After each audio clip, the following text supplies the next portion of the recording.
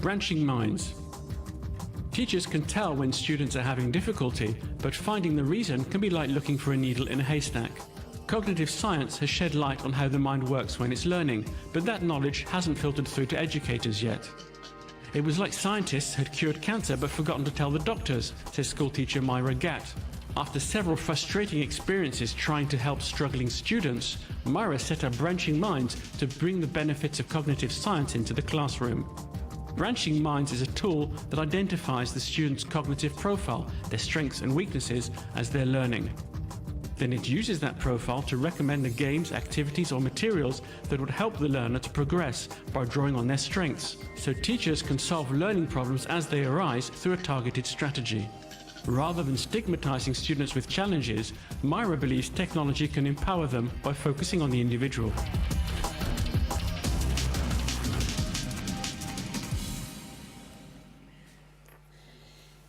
Yes, we are now focused on education, and I'm very pleased to welcome other guests and one of the winners of today, the Forum Netexplo. So welcome, Maya.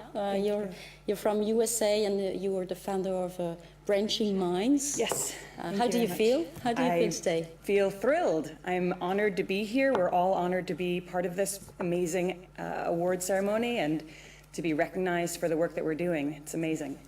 And we're very pleased to welcome Michal Eitan. Is it correct?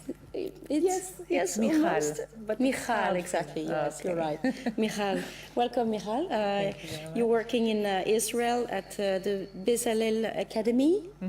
What is exactly your job over there? I'm the head of the Master Program for Industrial Design. Actually, we don't do exactly industrial design, but rather design. We have 3 different programs. One of them is design management, and the other one is design, like hardcore design. And the third one is, that's why I'm here, is design and technology. What we're doing is looking at the new technologies and then the understanding that design and design thinking and empathy to the user and the people who use the program need to be part of the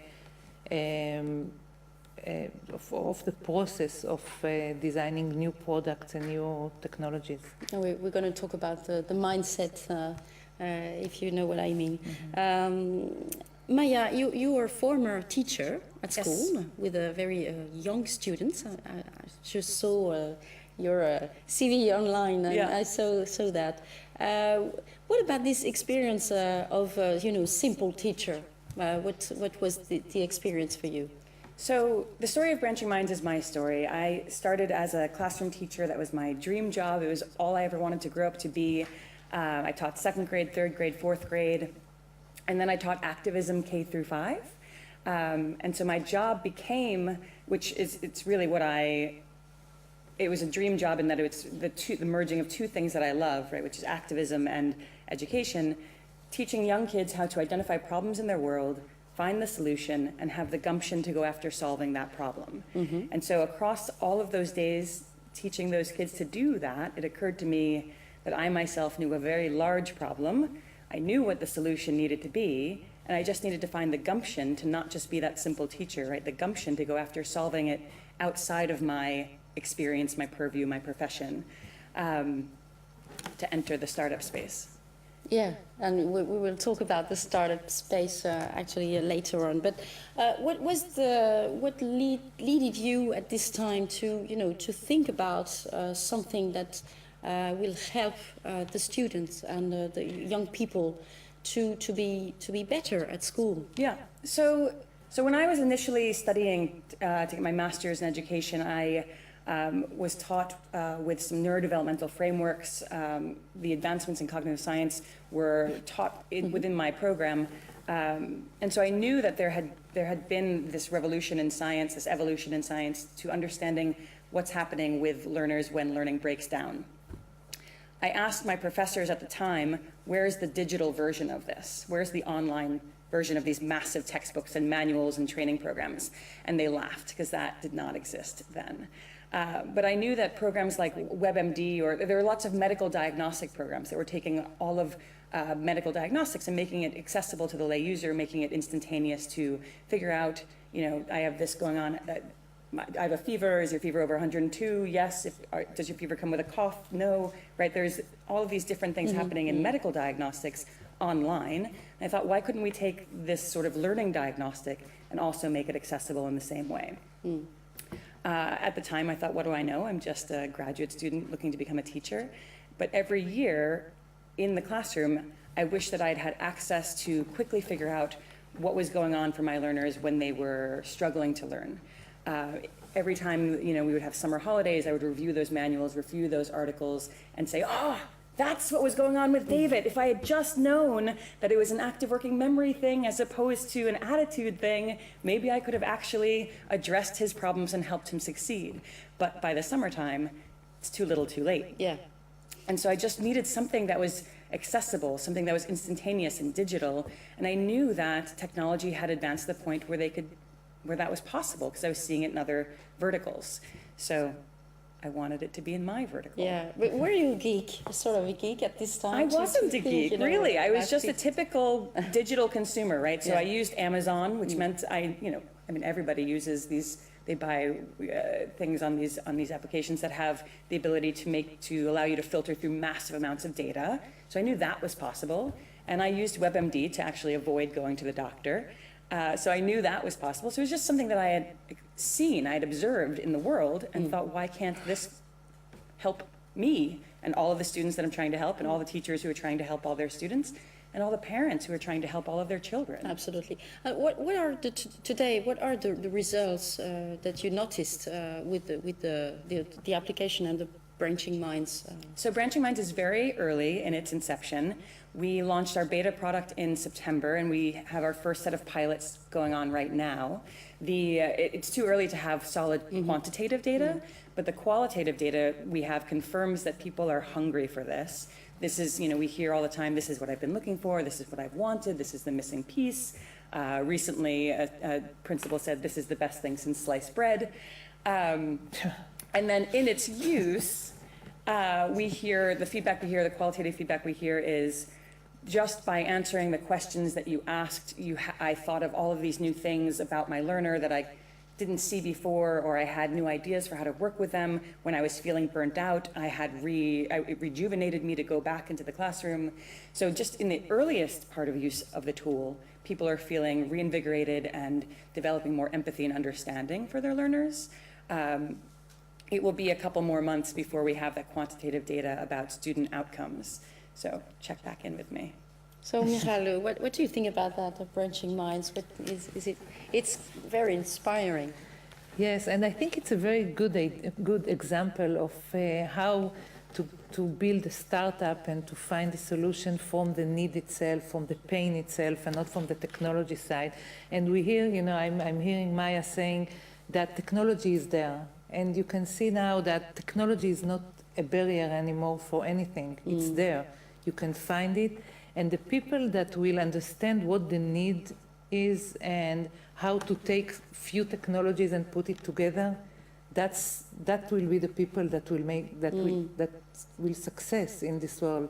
Because the key to success, I believe now, is with people that understand the people, the users, feel empathy to the real need. Yeah. And not coming from the technology side. It's not all about technology, after all. No, it's technology in service of some other good, in service of some other end.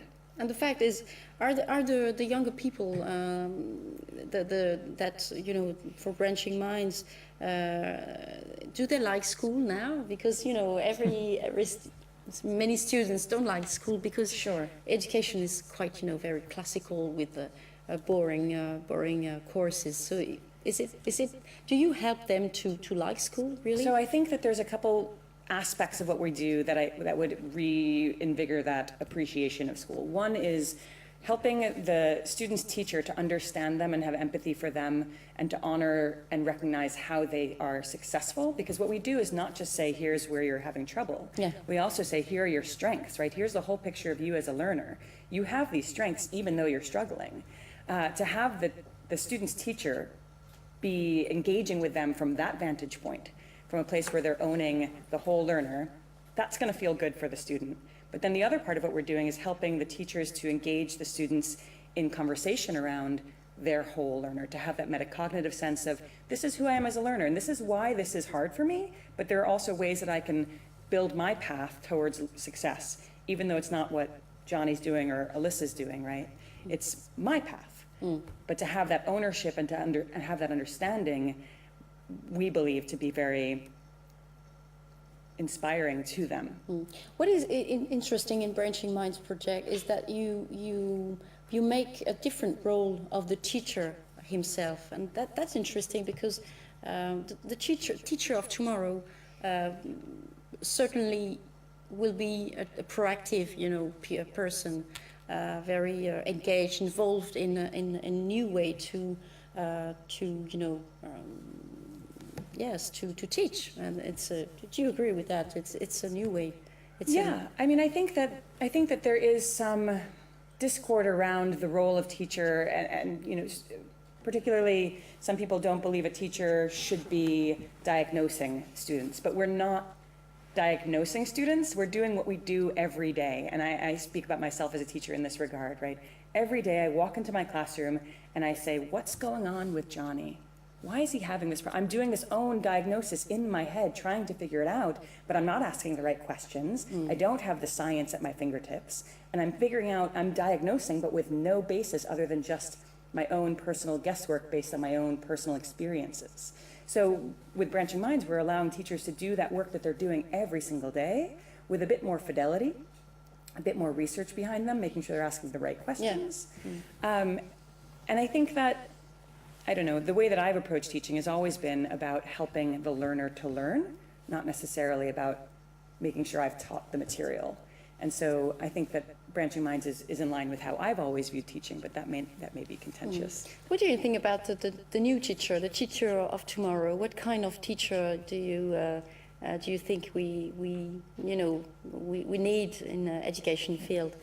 I think the biggest issue in systems in general that they tend to change so slowly, and the world is changing much faster than that. So kids are coming to school from home. They are technology savvy. They know exactly what to do, and they coming to school and they have to learn, the old-fashioned way. And the system is not ready for the student. The student know more than the teacher in many ways in technology. And I think this kind of solutions can help the system to do a little changes, to start change, and not because systems is changing very, very slowly, especially system like the education system. The education system is very, it's for it to change, we need time. It's so difficult, but that's a big question, actually. Education systems all around the world are very, it's very classical and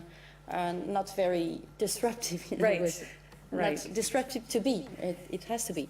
So in America, we have about 2/3 of the states have adopted a set of mandates called response to intervention, which is creating a compliance need around how you support struggling learners. What we've done is we've taken the heart and soul of Branching Minds and we've put it within the Trojan horse of RTI, of response to intervention.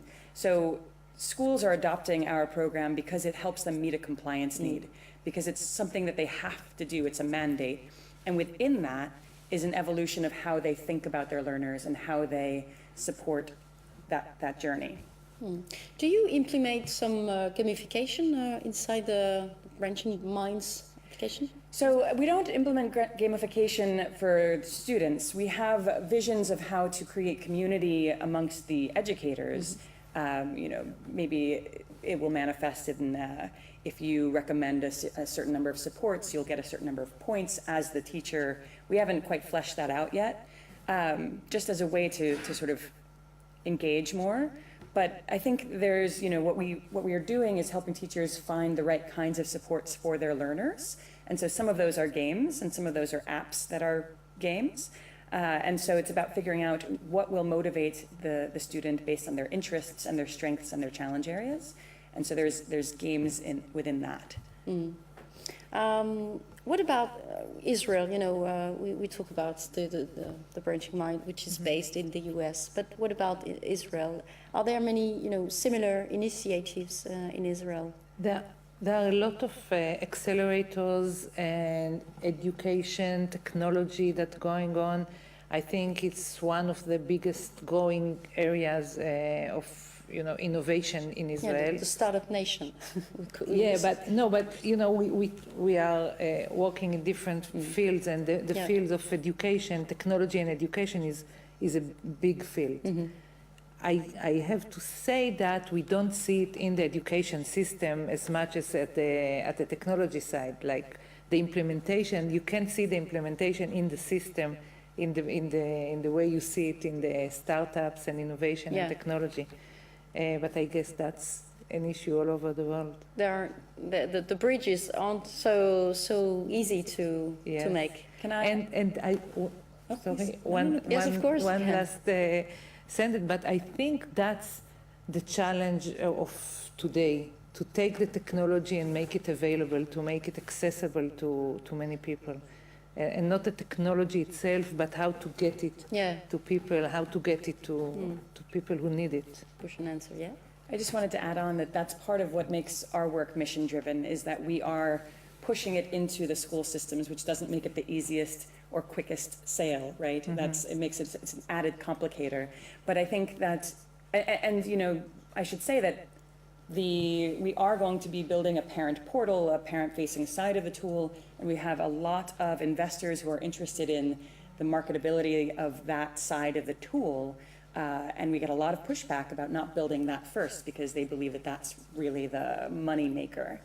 For me, I taught in low-income schools. My students would never be able to get access to gain the benefits of this tool if it was made accessible to parents who could afford to buy an app. Not a singular, but to be part of that world of consuming technology in that way. And so we're moving through the school system as part of, you know, our business model is mission driven in that we're choosing that business model to make sure that we have a broad sweep, that we are reaching all children. So what's the goal now for you? What's the next step? Do you want to, what is your ambition with the Branching Minds?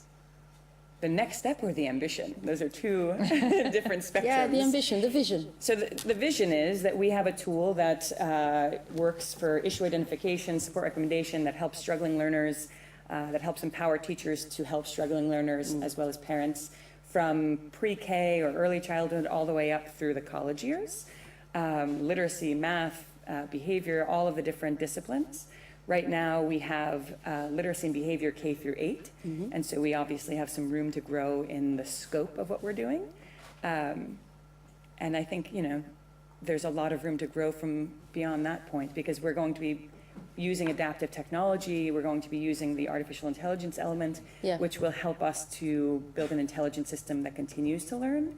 And so there will be so much insights we can gain that will set our next path from. And just a question about, you know, we regularly speak about cognitive science and education, which is two fields very interesting to, you know, to mix and to go further. What do you think about that? Is it something you are looking for to implement into the project? So the sort of secret sauce of what we do is that everything on our tool is signed off by both a learning scientist and a learning specialist. So our core team has veteran special educators with 35 years of classroom experience, as well as developmental cognitive neuroscientists. And I jokingly say that after getting them to agree time after time, my next project will be peace in the Middle East. Because it is not an easy thing. And you can do it. I can do it, yes. So that's my ambition. That's nice. As a fellow Israeli. I signed that. So you have a supporter. That those are two very different disciplines who have very different vantage points of the world, very different end games. And so getting them to sign off on everything we do is part of what makes us unique. Super great. Thank you very much. Thank you. Thank you for being there with me. And